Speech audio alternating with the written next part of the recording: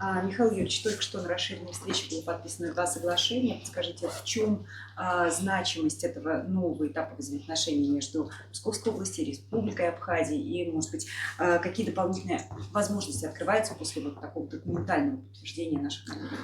Ну, значимость в том, что мы наконец-то формализовали, официально оформили наши отношения, хотя вот спустя 3 месяца после визита в Республику Абхазию мы уже обсуждали, у нас уже больше десятка различных мероприятий, проектов реализуется по самым разным направлениям, но самое главное, что дают соглашения, их неотъемлемой частью будет план мероприятий, который будет находиться на контроле и который будет исполняться. Ну и самое главное, что мы официально за счет бюджета сможем финансировать те или иные мероприятия и проекты. Владимир Валерьевич, скажите, пожалуйста, как в целом вы оцениваете перспективу сотрудничества с нашей областью? Может быть, какие-то самые интересные направления? Добрый день еще раз. На самом деле Республика Абхазия стремится к расширенному взаимодействию с Российской Федерацией, со всеми субъектами Российской Федерации, безусловно, в частности, с Псковской областью.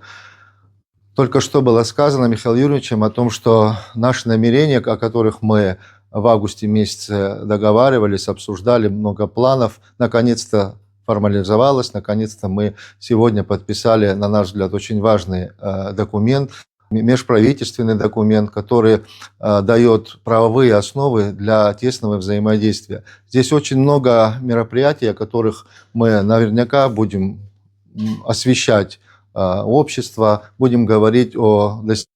Уже есть заметные результаты. Сегодня об этом на совещании говорилось. Полагаю, что взаимодействие с Псковской областью во главе с Михаилом Юрьевичем у нас будет великолепное, как и сейчас, да, плодотворным.